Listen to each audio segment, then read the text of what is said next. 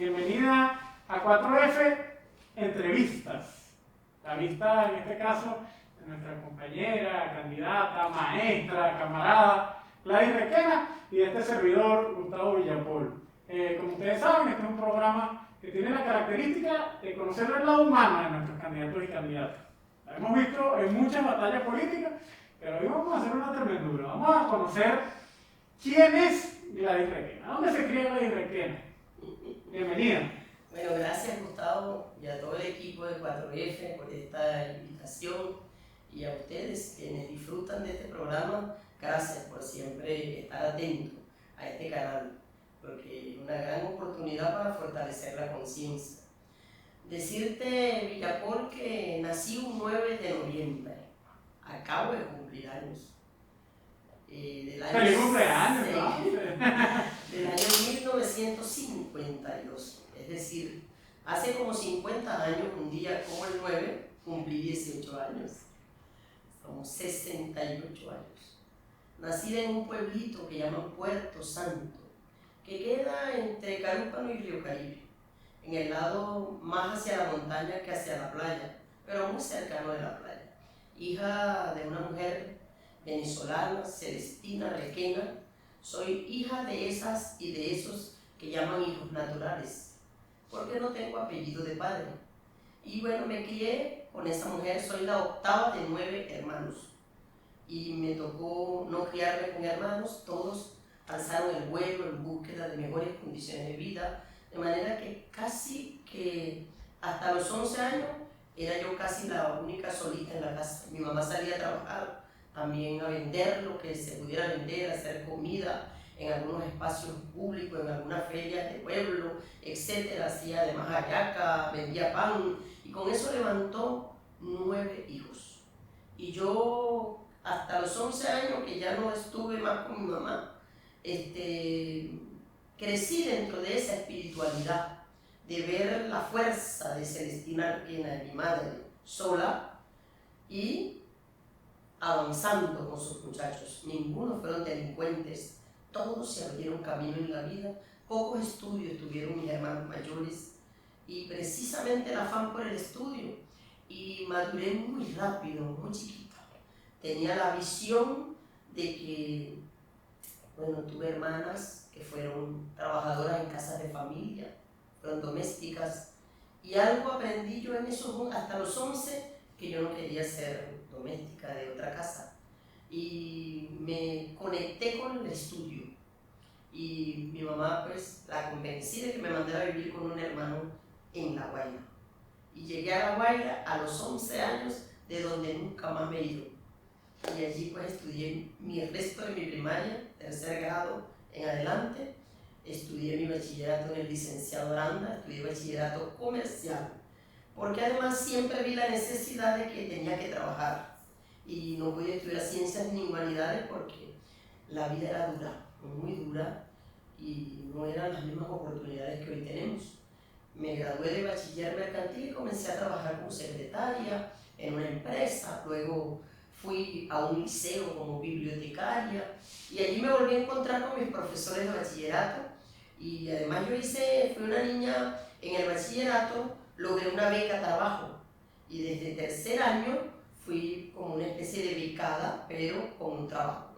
Iba en la mañana al liceo y en la tarde iba a mi tarea del liceo como trabajadora, y me relacioné mucho, y eso creo que es lo que me hizo hacerme docente posteriormente. Antes de que te me vayas de San Alfonso hasta la universidad, me gustaría saber cómo fue ese impacto de tu llegada a La Guaira, ¿no? Porque me describes ese mundo de la infancia con tu mamá, allá en el oriente del país, y bueno, llegas a otro mundo que aunque es playero también, costero, sin lugar a dudas del otro mundo. Sí.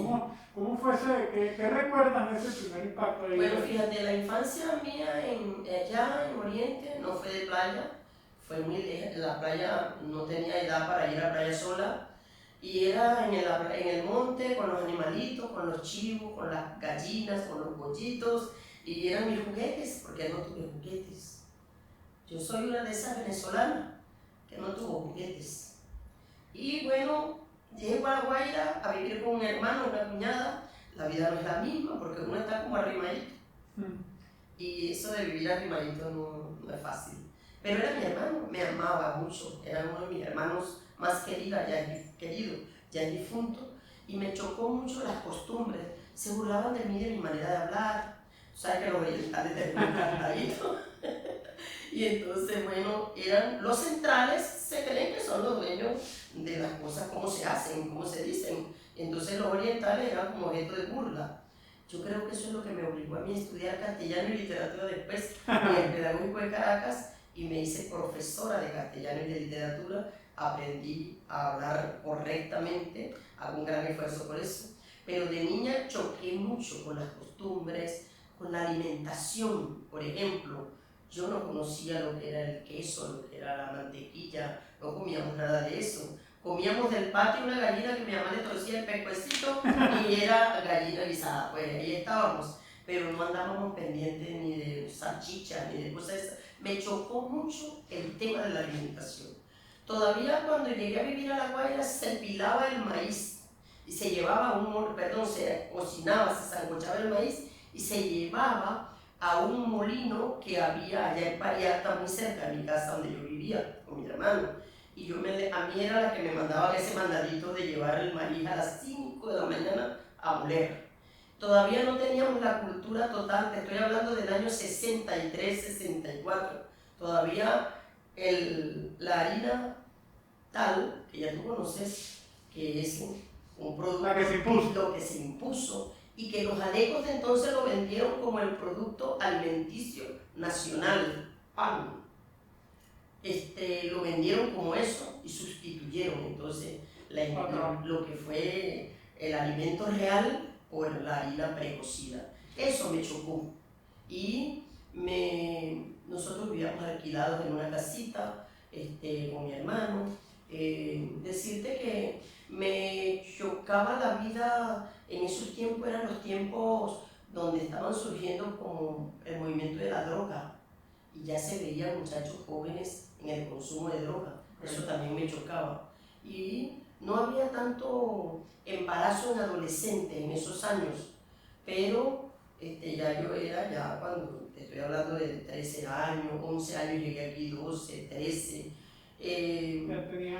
ya tenía mucho uso de razón y tenía mucho discernimiento. Ya conmigo en mi escuela había muchachos que consumían droga, y eso también me chocaba, me impactó mucho. Sabes que no estamos solo en este programa, mi querida Gladys. Este es un programa para conocer a candidatos de diversos lugares del país. Vamos a ver de quién se trata. Vamos a ver un micro de un candidato que nos va a hablar. Y ya venimos con más de 4F entrevistas. Agradecido, Gustavo, agradecido. A ti y a todo tu equipo. Fernando Ríos nace en Calabozo, estado Guárico. Es una tierra productiva, una tierra de un pueblo extraordinario, un pueblo que tiene una vocación extraordinaria por la producción de nuestro campo. Desde allí, formalmente, digamos, con mi familia, un barrio conocido, muy popular de allá, que se llama La Trinidad, en Calabozo. De allí inicio, digamos, los primeros pininos políticos. Fui como vocero principal de mi colegio, mi liceo, el gran liceo de allá, que es el Liceo Humboldt, donde gano como vocero principal. Luego paso a la Universidad Rómulo Gallegos, que es para nosotros el alma mater del Estado Guárico, donde estudiamos en el área de Ciencias Políticas y Jurídicas, específicamente la carrera de Derecho, ganando 5 años seguidos en la facultad y siendo delegado de la Federación.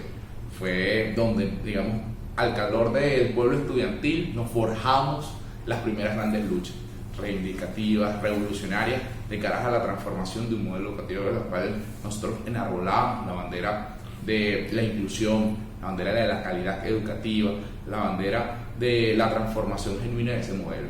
Por tanto, iniciamos todo ese ciclo hasta llegar al Partido Socialista Unido de Venezuela en el año 2014, específicamente a mis 23 años. Fui electo por mi municipio, por Calabozo, Miranda, como el delegado más joven en aquel momento a el tercer Congreso del Partido Socialista Unido de Venezuela. Luego me dan la responsabilidad de ser enlace de la gloriosa juventud del Partido Socialista Unido de Venezuela en el Estado Guárico, a la cual he militado de su fundación. Y de allí soy paso a ser miembro de Dirección Nacional de la Juventud del Partido y electo constituyente en el año 2017 por el municipio de Miranda, miembro actual de la Comisión Permanente Constitucional. Es extraordinaria su cultura, su gente, su sincretismo, todo lo que significa. Si algo identifica al Guárico es el trabajo. Para nosotros el trabajo es el hecho permanente que es parte de lo que nosotros somos, de lo que nosotros realizamos a diario. Sobre todo nos identifica mucho la mujer trabajadora. La mujer guariqueña tiene la facultad de ser esa gran madre, gran protectora y además gran trabajadora y transformadora de realidad. Por eso para nosotros Guárico es trabajo. Y la juventud del Partido Socialista Unido de Venezuela, ¿qué es para ti? ¿Qué ha significado para ti en toda esta carrera política, en esta joven carrera política? Con una palabra, hermano, te diría que es mi familia. La juventud del partido se ha convertido para mí en esa gran familia. Nacimos en el año 2008. Imagínate los años que ya tenemos juntos, son 12 años conviviendo, compartiendo, creciendo. Hemos generado tenemos un encuentro en una gran generación, una generación que tiene la responsabilidad transgeneracional que hemos asumido no solamente con nuestro presente, porque nosotros asumimos que el presente es lucha, sino que la responsabilidad nos lleva de cara a la transformación del futuro que lo construimos hoy, día tras día, lo construimos estudiando, lo construimos trabajando, lo construimos creyendo y sobre todo soñando. No hemos perdido la capacidad de soñar, que es el hecho genuino que nos une en torno a la Venezuela de todos y todos, más allá de la división de sociedad que tengamos, es la construcción de ese gran reencuentro nacional que es la juventud del partido, lo que construimos como generación, una gran familia. El comandante Chávez, yo siempre lo digo cada vez que tengo el derecho de palabra, a mí me enamoró y a la mayoría de los venezolanos me enamoró con una poesía, con un discurso, con una acción, porque si algo, el comandante Chávez es un padre muy humano. Por tanto, en él nos hemos reflejado en su legado y nosotros como hijos tenemos la responsabilidad histórica de llevar su legado, de dar la plena presente histórica de que nosotros no le fallaremos, no quedaremos mal ante la responsabilidad genuina, porque cuando él nos hizo el llamado a que nosotros representamos la mejor generación, no era que no veíamos el hecho concreto de la actualidad, era un reto de cara al futuro. Y hoy lo vemos, cuando nos toca atravesar las mayores dificultades, nos crecemos como lo hizo Bolívar en su momento, como lo hizo Zamora y como lo han hecho todas las generaciones que han pasado por estas tierras maravillosas que hoy, digamos, Nicolás Maduro resume en ese gran liderazgo colectivo. Me siento realmente comprometido porque ser la voz de un estado como el estado Guárico es fundamental para el país. El estado Guárico tiene grandes retos de cara al futuro, que es formar parte de esa generación que va a romper con la transformación que ha venido dando el modelo monoproductor. O sea, el modelo monoproductor durante más de 100 años ha sido lo que se ha establecido en Venezuela. El estado Guárico debe ser, digamos, esa semilla que crece a nivel nacional en lo que es nuestro nuevo modelo productivo. Por tanto, Guárico representa, significa, tiene las características de ser esa gran, digamos, tierra genuina donde debe nacer ese nuevo modelo. Para nosotros la producción es eje central junto con el trabajo para la transformación. Por tanto, Guárico debe ser el modelo. Yo siempre digo que Guárico es el corazón de Venezuela y Venezuela debe latir al ritmo que late su corazón, que es nuestro estado. La primera gran propuesta es el reencuentro. Sin duda alguna pasa por el reencontrarnos, la gran reconciliación nacional es un llamado que se le hace a todos y todas. Encontrarnos de cara a la construcción de un estado conjunto. Para eso le tendemos la mano a todos los sectores. Lo segundo, que ya siendo electos, es fundamental conformar un bloque agroproductivo parlamentario que tenga la capacidad de asumir los retos históricos, que es transformar el modelo en un modelo con diversidad económica. Y para eso necesitamos diputados y diputadas de cara al pueblo trabajando permanentemente en esa realidad. Y la tercera propuesta es la zona económica especial que hemos venido desarrollando no solamente desde Guárico, una propuesta que le hacemos a todos los estados llaneros, que es generar las condiciones económicas no solamente para sembrar, producir nuestros campos, sino tener la capacidad de exportar rubros maravillosos que se dan en nuestra tierra y así romper, repito, con el modelo monoproductor que hemos tenido por más de 100 años. Venezuela tiene la capacidad de ser un país maravilloso.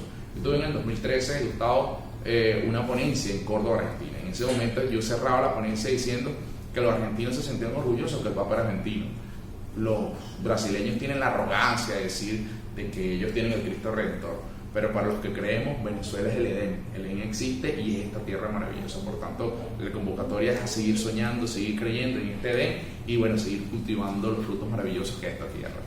El pueblo venezolano es el pueblo heroico, el pueblo que se crece en la adversidad. El pueblo venezolano, sin lugar a dudas, ha demostrado que es grande, que es glorioso y que tiene un alto nivel de conciencia.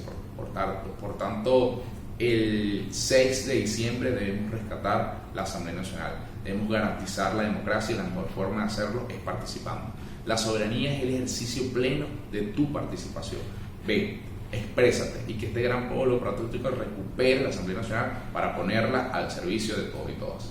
Era nada más y nada menos que Fernando Ríos, jefe de Agitación Propaganda y Comunicación de la Juventud del Partido Socialista Unido de Venezuela y candidato joven del estado Guárico. Ahí nos pudo describir en qué lugar nació, un hermano que es, además de un municipio maravilloso, que es Calabozo, además toda su vida desde crianza, dónde estudió, dónde se formó, y bueno, ahí tiene clarita su propuesta legislativa para el estado Guárico. Vladimir, la juventud. Excelente este invitado, además a Fernando lo conozco desde hace como 3 años, estuve yo con él en una actividad allí que se juramentaba un movimiento de abogados y de abogadas de Venezuela con la compañera que ahorita es candidata también a diputada, Dulce Ochoa, y fuimos a Guárico y ellos me pidieron que yo juramentara a ese grupo de abogados, porque yo soy abogada. Claro. Y entonces allí conocí a Fernando y conocí a su papá, que es un hombre comunista de toda la vida, de manera que Fernando ha estado formado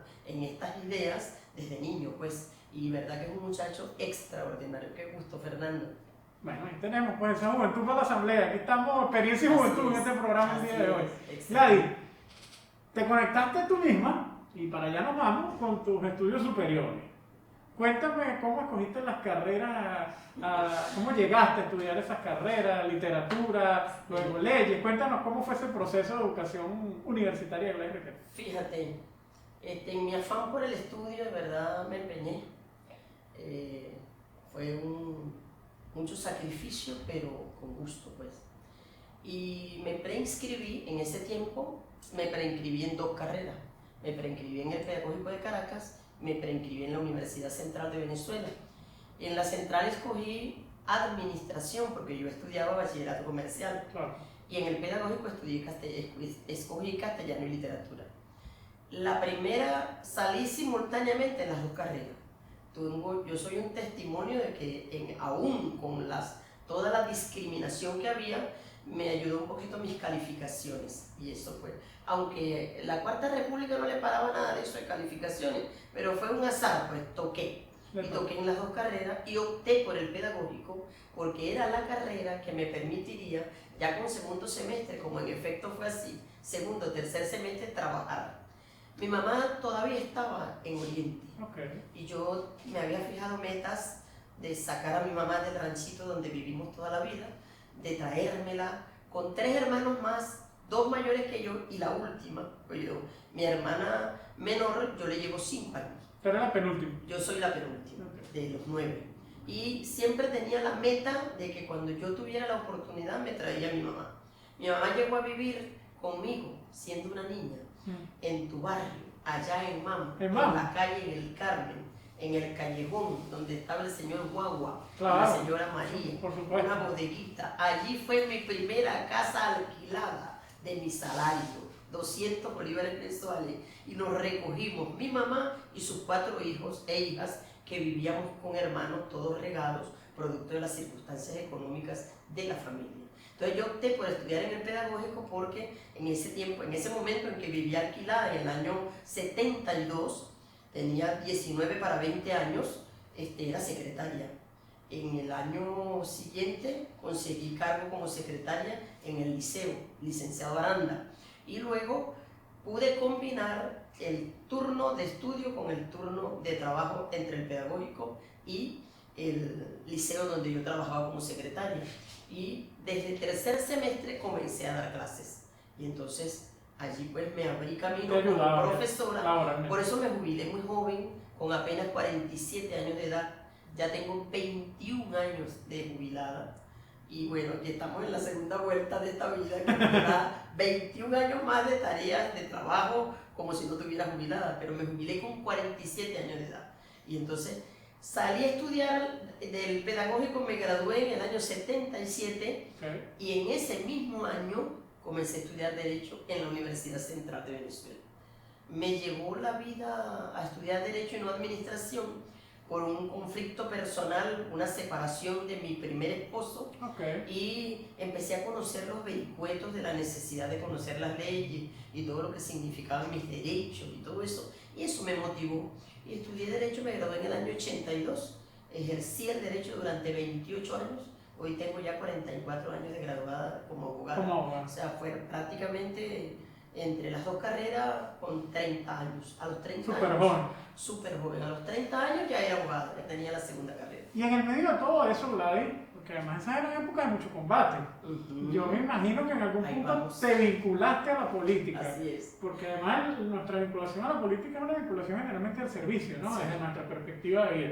¿Cómo entraste en ese mundo? Mira, fíjate, yo me vinculo a la política prácticamente ya cuando entré, cuando era estudiante, me vinculé a la política por las luchas pro local. Yo estudiaba en una de las casas del licenciado Baranda, estaba regado en 4 casas en el estado, hoy estado La Guaira, y las peleas de nosotros eran por el local, para que nos construyeran un edificio. De hecho, nosotros nos fajamos por ese local y la primera graduación de bachiller en ese local fue la mía, en el año 1972. Entonces ahí me vinculo, pero más por las reivindicaciones, más que por, no tenía militancia partidista, ni militancia, tampoco tenía la edad como para tener la comprensión completa del tema de la militancia partidista, pero sí tenía militancia social, pues. Y luego, muy joven comencé al magisterio, me vinculo por la lucha gremial, sindical. Allí entonces conozco a Aristóbulo Istúriz, desde esos años. Conozco a Aristóbulo y me meto con él a militar en el tema sindical. Él era directivo de una federación que se llamaba FETRA Magisterio, pero era una federación que tenía una composición plural, había decos, había copellanos y había gente de izquierda. Nosotros éramos el lado de izquierda de FETRA Magisterio, pero nos planteamos montar otra organización sindical y creamos el Sindicato Unitario del Magisterio, SUMA. Lo fundamos con Aristóbulo Istúriz a la cabeza, fue su primer presidente. Todavía existe SUMA, afiliado a FETRA Magisterio, pero otra fuerza sindical distinta a la que veníamos nosotros de acompañar. Y entonces allí empezó la militancia en el movimiento popular, más que todo desde el punto de vista de lo que ocurría en educación, las condiciones de trabajo de los educadores y de las educadoras, las condiciones de los estudiantes, las condiciones de los espacios físicos donde se estudiaba, y nuestro combate era por la calidad de la educación, era por la gratuidad de la educación, nuestro combate era por contratos colectivos justos. Este era nuestro combate porque era contra los adeptos y los copellanos que no entendieron nunca, y prácticamente las reivindicaciones de los educadores en ese tiempo estaban prácticamente sujetas al mero salario, y nos decían, nos aumentaban R$1.50 una hora, por ejemplo, por hablar de la moneda de ese tiempo, R$1.50, menos de un bolívar, 0,75 céntimos por hora.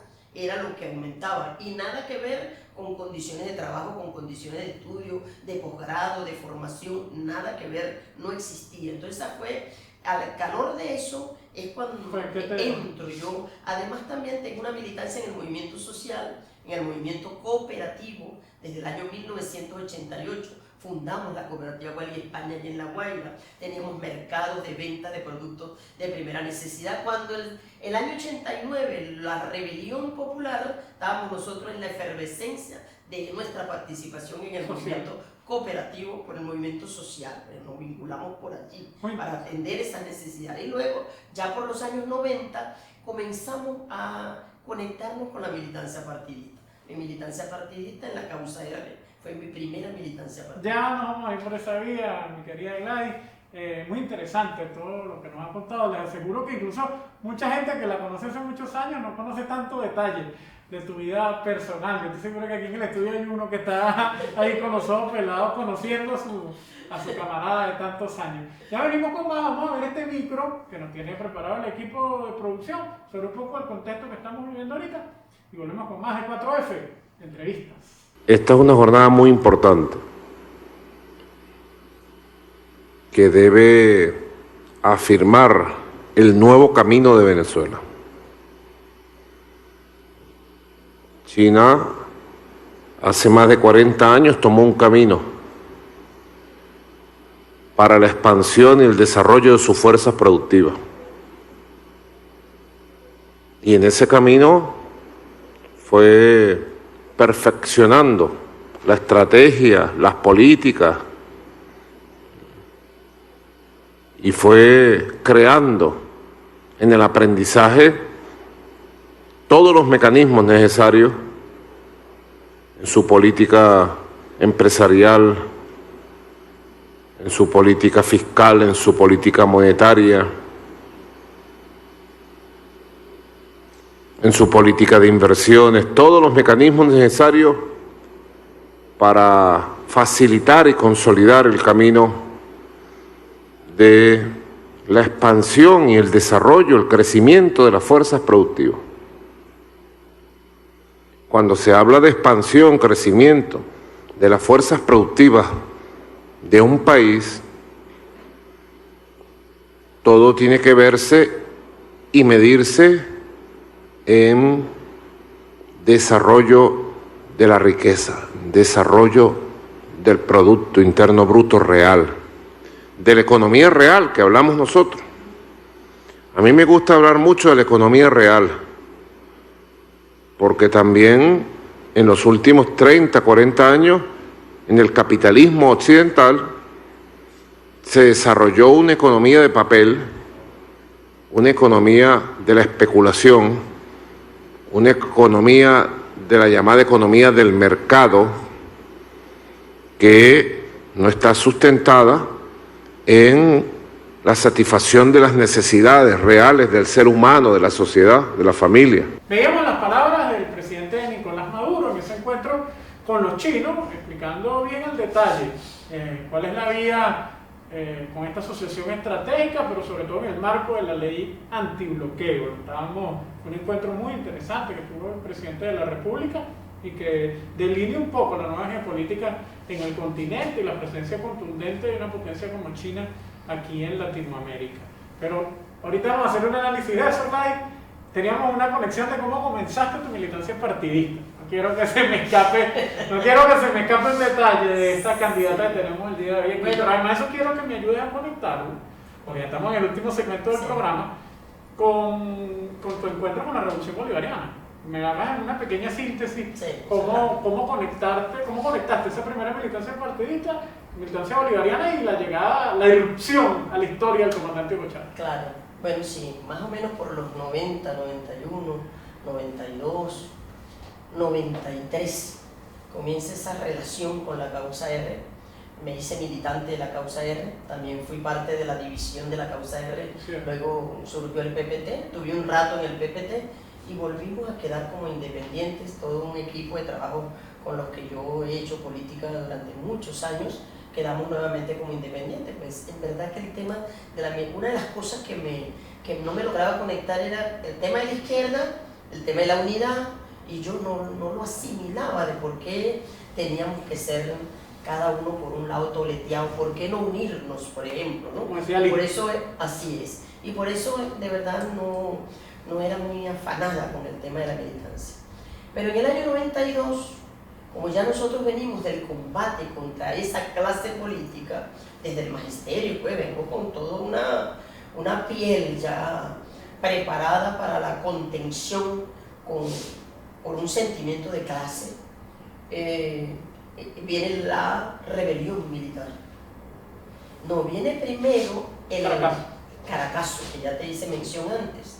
Y allí nos encuentra a nosotros en el movimiento cooperativo y nosotros resolviendo cosas con nuestro pueblo, en fin, pero ahí celebramos de verdad y de verdad pensamos que allí iba a ocurrir algo importante para la vida de nuestro pueblo.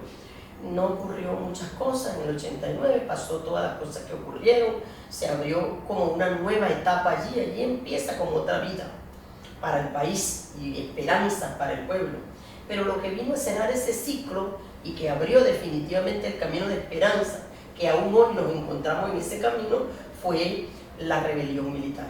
Y en el año 92 el comandante Chávez, cuando apareció con el por ahora, cuando nosotros tuvimos un tiempo, mi esposo Alexis estuvo muy vinculado con Cleber Ramírez en aquel tiempo, los pocos civiles, porque Alexis era militante de la Liga Socialista, yo era amiga de la Liga, allí nos conocimos él y yo, después en ese mundo, en el magisterio, y bueno, luego nos hicimos pareja. Pero yo nunca milité en la Liga Socialista, pero fui amiga de la Liga. Ah, yo creía que había sido No, yo nunca milité en la Liga. Los amigos como David Nieves, como Julio Escalona, ellos dicen que yo le saqué a Alexis de la Liga, pero en realidad vino una ruptura en la Liga, que lo debes haber revisado. Correcto. Y bueno, luego después vino en el 92 Chávez y empezaron a unificarse esas fuerzas y pienso yo que ese era el momento que yo desde mi corazón añoraba, donde pudiéramos vernos juntos, todos los que creyéramos en el proceso de liberación nacional, todos los que creíamos que efectivamente tenía que haber un modelo de gobierno, un proyecto político que no excluyera a la gente, que no discriminara, que bueno, que garantizara derechos, por lo que nosotros peleábamos. Y bueno, abracé esa idea del comandante Chávez en el 92. Luego un accidente personal no me permitió conectarme con Chávez después, sino hasta el 98, porque en el 93 justamente enferma mi hija de cáncer, se enferma 4 años y medio, muere en el 97 y ya me quedó fue mi militancia social en la vida.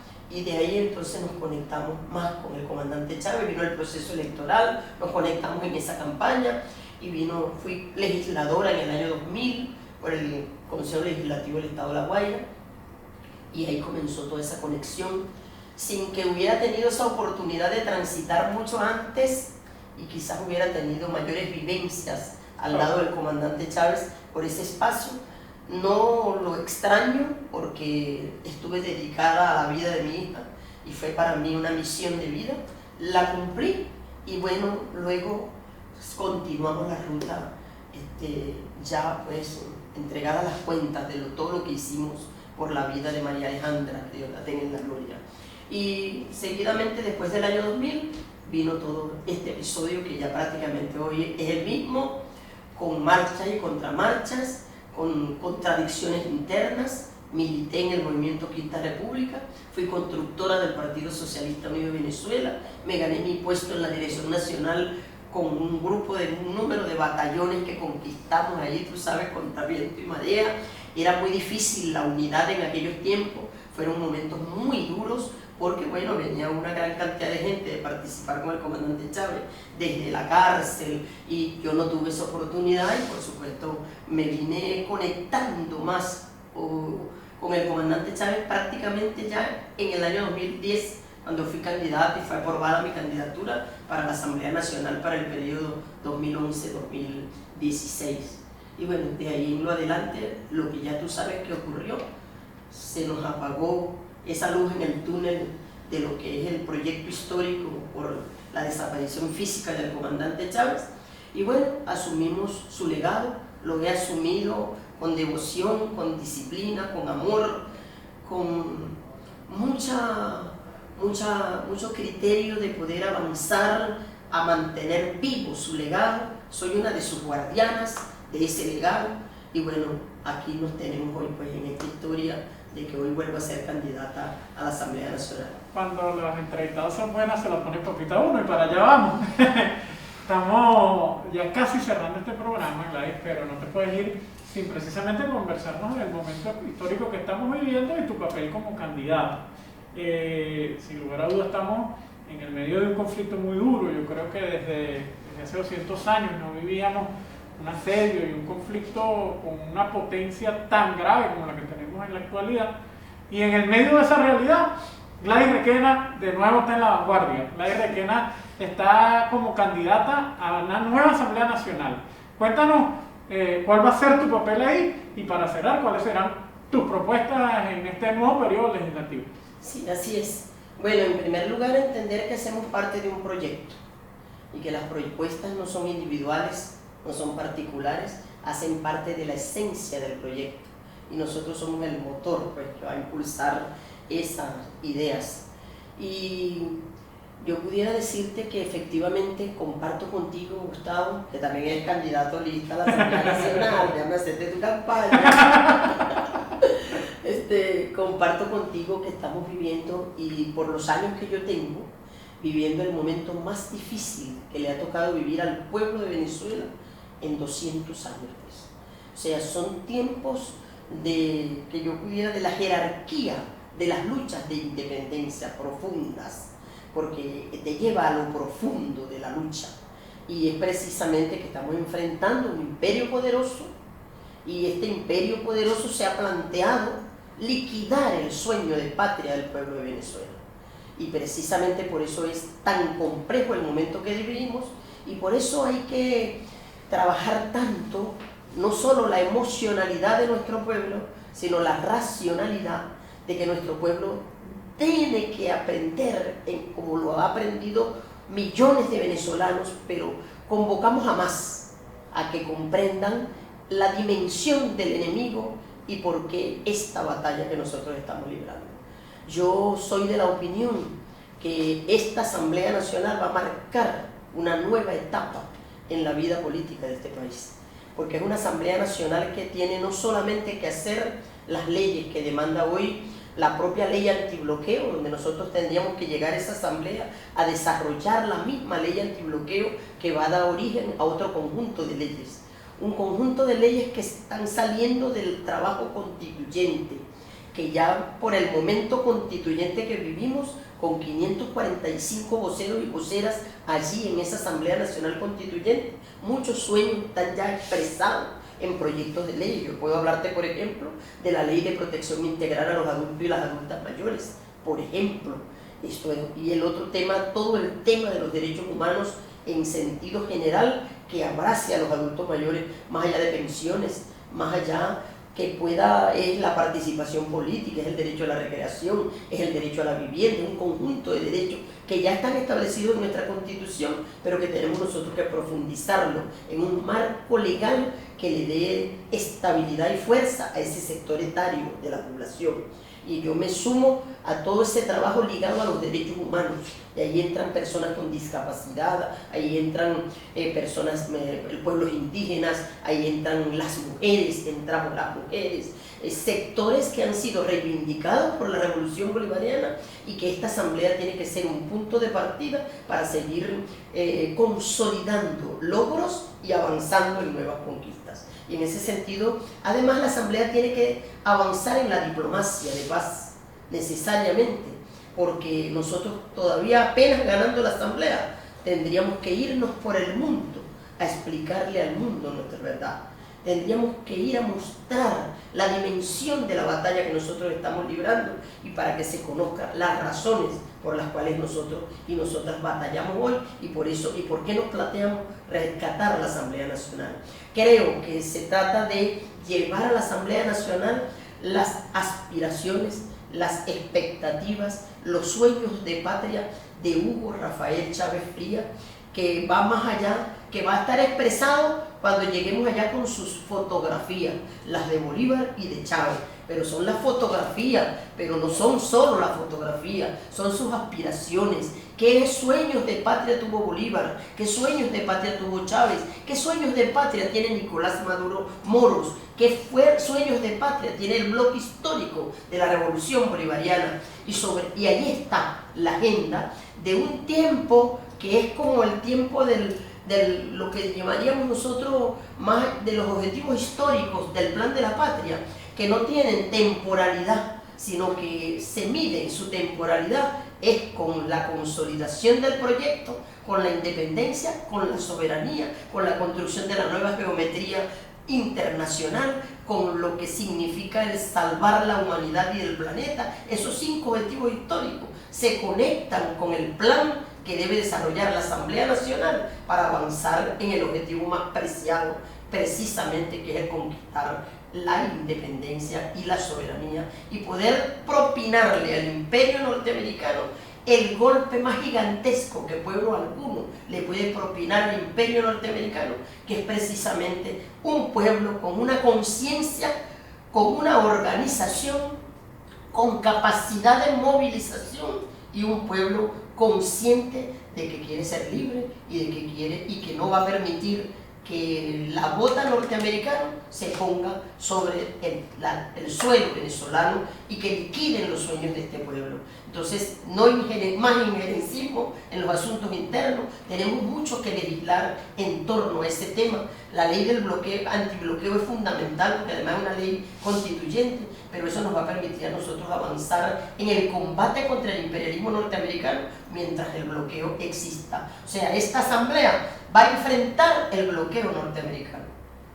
Bueno, yo tengo que cerrar este programa porque el tiempo en estos medios es inclemente, pero y aunque me regañe el director, yo quiero que tú invites a la gente al 6 de diciembre a votar y que le des a todo ese pueblo venezolano, que le des una invitación. Bueno, con estas razones tienen ustedes en nosotros y en nosotras las candidatas y los candidatos de la patria. También tienen ustedes en los candidatos de la oposición, que han visto que es la constitucionalidad, se han convencido que es la estabilidad política, que es la estabilidad social, que es el valor de la estabilidad de los poderes públicos, y entre ellos ese poder público que es el poder legislativo. Tienen ustedes un abanico allí y razones para asistir el 6 de diciembre a ejercer su derecho y a cumplir con su deber de votar por la opción que ustedes consideren, pero voten. Y desde el campo revolucionario te invito a reivindicar en esta nueva Asamblea Nacional una mayoría revolucionaria que garantice el futuro de la patria que se planteó Hugo Chávez y por lo que hoy todavía pelea el pueblo de Venezuela. Bueno, era Gladys Requena, candidata a la Asamblea Nacional en la lista nacional. Esto fue otra emisión de su programa Entrevistas, la vista de Gladys Requena y la vista de este servidor Gustavo Villapor. Recuerden suscribirse, darle a la campanita para que le lleguen los mensajes y no se olviden, este 6 de diciembre a votar, donde nos lleva nuestro destino, arriba y a la izquierda. Ya.